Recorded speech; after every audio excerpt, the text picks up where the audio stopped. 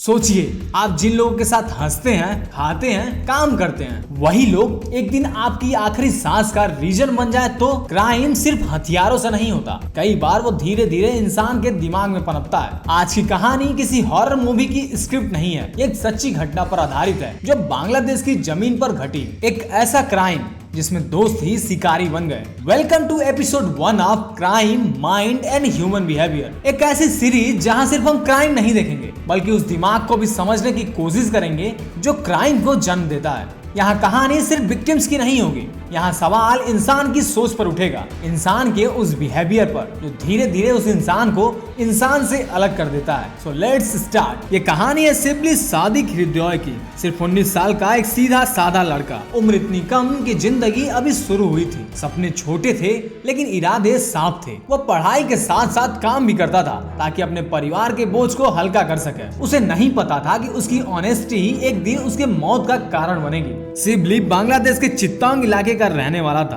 उसने एक poultry farm में मैनेजर की नौकरी पकड़ ली थी। उम्र में छोटा था लेकिन काम को लेकर बेहद सीरियस था। डिसिप्लिन और रूल्स को लेकर उसका एटीट्यूड साफ था। वो चाहता था कि फार्म सही तरीके से चले, कोई भी शॉर्टकट न ले। लेकिन यही ईमानदारी, डिसिप्लिन सिबली के लिए धीरे धीरे खतरा बनने लगी। उसके साथ काम करने वाले कुछ सीनियर वर्कर्स उससे उम्र में बड़े थे और ज्यादा एक्सपीरियंस भी, लेकिन उनके लिए काम सिर्फ एक रूटीन था, कोई जिम्मेदारी नहीं। देर से आना, अधूरा अधूरा काम करना, शॉर्टकट्स लेना, ये सब उनके लिए नॉर्मल हो चुका था। जब सिबली ने मैनेजर होने के नाते उन्हें बार बार टोकना शुरू किया, सही तरीके से काम करने को कहा, तो बात सिर्फ काम करने तक नहीं रह गई। यह उनके ईगो पर सीधा हमला था। उन्हें ये बात बिल्कुल बर्दाश्त ही नहीं हुआ कि 19 साल का एक लड़का जिसे वो अपने बराबर भी नहीं मानते थे, वो उन्हें नसीहत दे रहा है। उनके लिए यह बात अथॉरिटी का नहीं बल्कि ईगो का मामला बन गया। धीरे धीरे वर्क प्लेस का माहौल बदलने लगा। सामने से तो सब कुछ ठीक दिखता था लेकिन पीठ पीछे बातें होने लगी। कानाफूसी, ताने और सिबली के खिलाफ धीरे धीरे जहर भरने लगे। हर छोटी बात को बढ़ा चढ़ा कर पेश किया जाता। उसकी सिंसियरिटी अब एरोगेंस कहलाने लगी। यहाँ से इंसानी दिमाग का एक खतरनाक पैटर्न सामने आता है। जब जीलियस और ईगो साथ आते हैं तो वो शोर नहीं करते, वो चुपचाप पॉइजन बनते हैं। ऐसा पॉइजन जो धीरे धीरे सोच को बदल देता है। पहले नफरत पैदा होती है, फिर डर, और फिर एक ऐसा मोमेंट आता है जब इंसान वायलेंस को सही ठहराने लगता है। किसी को अंदाजा भी नहीं होता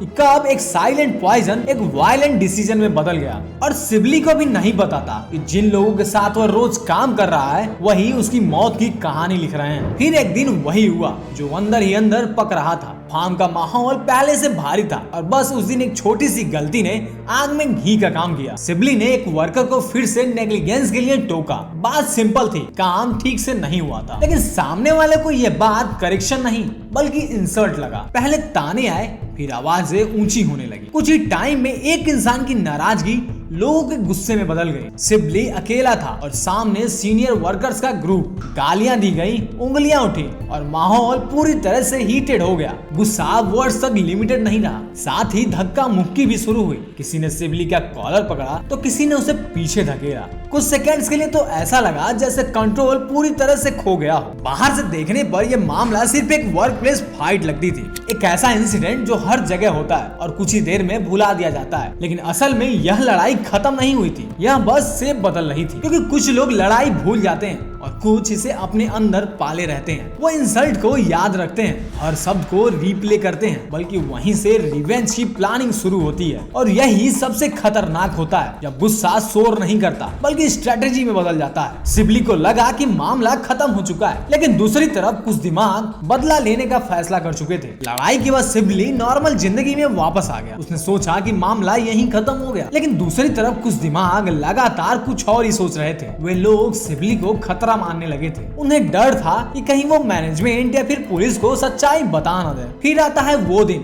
28 अगस्त 2023। हर दिन की तरह सबके लिए एक आम दिन था। सिबली रोज की तरह ही घर से निकला, ना कोई शक, ना कोई डर। लेकिन उसे क्या पता था यह उसकी जिंदगी का आखिरी नॉर्मल दिन होगा। उस दिन वो शाम तक घर नहीं लौटा और घर में बेचैनी फैलने लगी। उसी दिन उसी रास्ते पर उसके जान पहचान वाले लोगों ने उसे रोका। चेहरे अनजान नहीं थे, इसलिए सिबली को खतरे का अंदाजा नहीं हुआ। कुछ मिनटों की बातचीत और अचानक हालात बदल गए। सिबली को जबरन एक गाड़ी में बिठाया गया और अब ये एक इम्पल्सिव एक्ट नहीं था, बल्कि हर कदम पहले से सोचा समझा था। किडनैपिंग के बाद उसे शहर से दूर एक सुनसान जगह पे ले जाया गया। चारों तरफ खामोशी, कोई मदद की आवाज नहीं, कोई रास्ता नहीं। वहां पहुंचते ही उसके साथ फिजिकल और मेंटल टॉर्चर शुरू हुई। उसे मारा गया, धमकाया गया और बार बार डराया भी गया कि अगर उसने किसी से कुछ कहा तो वो जिंदा नहीं बचेगा। उनका मकसद सिर्फ दर्द देना नहीं था, वो उसके अंदर डर भरना चाहते थे, उसे मेंटली तोड़ना चाहते थे ताकि वो हेल्पलेस महसूस करे। इंसान जब पूरी तरह पावरलेस हो जाता है तो उसका शरीर नहीं, सबसे पहले उसका मन टूटता है। सोचने की ताकत खत्म होने लगती है, उम्मीद धीरे धीरे मरने लगता है। उस अंधेरे में, अकेलेपन में सिबली ये समझ चुका था कि अब वो अपने दोस्तों के बीच नहीं, बल्कि ऐसे इंसानों के बीच में है जो उसके दर्द को महसूस नहीं करते,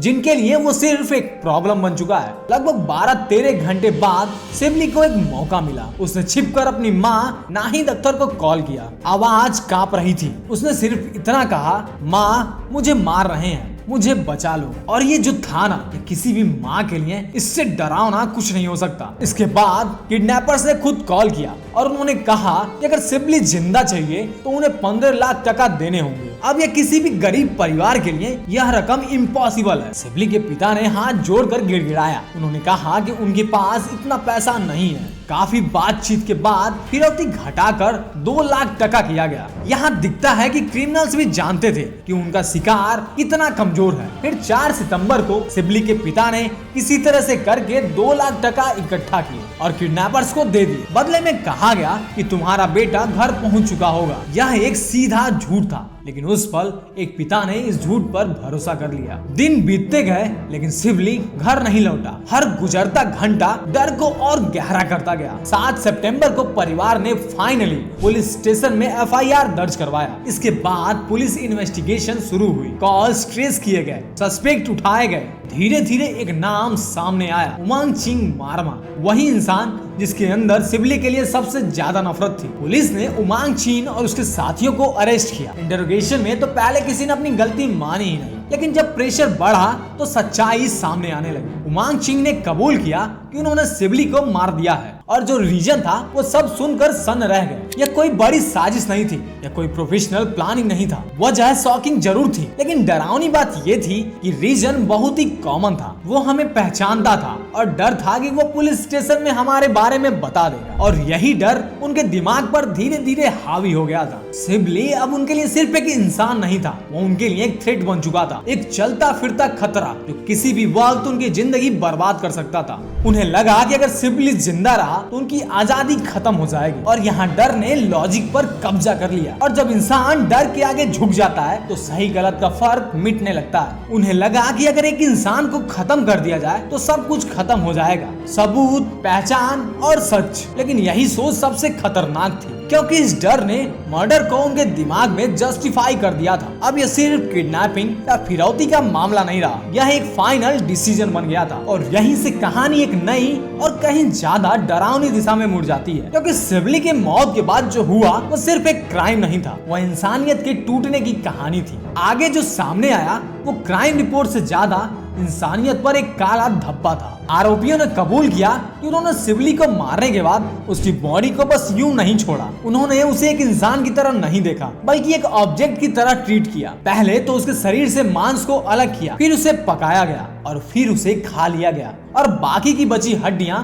पहाड़ों पे फेंक दी गई ताकि कोई भी एविडेंस न मिले। उन्हें लगा कि क्राइम हमेशा के लिए छुप जाएगा, लेकिन क्राइम्स अपने निशान छोड़ ही देते हैं। जस्ट इमेजिन, कोई ऐसा कैसे कर सकता है? यह उस पल का सबूत था जब इंसान के अंदर से सिंपैथी पूरी तरह से मर चुकी थी, जब सामने वाला एक इंसान नहीं रह जाता, बस एक चीज बन जाता है। एक ऐसी चीज जिस पर पावर दिखाया जा सके, जिस पर क्रूरता उतारा जा सके। यह डिह्यूमनाइजेशन का एक्सट्रीम लेवल था, जब किसी दूसरे इंसान की जिंदगी, उसकी पहचान, उसका दर्द, सब कुछ मीनिंगलेस हो। जब दिमाग यह मान लेता है कि अब वो इंसान है ही नहीं, यही crime, mind and human behaviour का सबसे डरावना चेहरा सामने आता है, क्योंकि मर्डर एक पल में हो सकता है, लेकिन किसी इंसान को इतना नीचे गिरा देना यह सोच समझ कर किया गया फैसला होता है। और यही बात इस केस को सिर्फ शॉकिंग ही नहीं बल्कि डीपली डिस्टर्बिंग बना देती है। फिर 11 सितंबर को पुलिस ने पहाड़ी इलाके से सिबली का स्केलेटन बरामद किया। एक पूरा इंसान अब बस हड्डियों का ढेर बन चुका था। वही लड़का जो कुछ दिन पहले तक जिंदा था, सबने देखता था। यह खबर जब गांव पहुंची तो माहौल पूरी तरह से बदल गया। गुस्सा, दर्द और नफरत सब एक साथ फूट गई। लोगों को लगा कि जस्टिस बहुत स्लो है और तभी शुरू हुआ मॉब जस्टिस। पुलिस जब उमांग चिंग मारमा को लेकर जा रही थी तभी गुस्साई भीड़ ने गाड़ी रोक ली। भीड़ ने कंट्रोल खो दिया। उन्होंने आरोपियों को गुस्से से बाहर निकाला। उस पल कानून, प्रोसीजर सब कुछ पीछे छूट गया। भीड़ ने उमांग चिंग को तब तक पीटा जब तक उसकी मौत नहीं हो गई और एक और लाइफ खत्म हो गई। इस बार क्राइम की सजा क्राइम से ही दी गई। इस तरह मेन आरोपी को तो भीड़ ने मार दिया, लेकिन सवाल वही रह गया, क्या ये जस्टिस था या एक और क्राइम?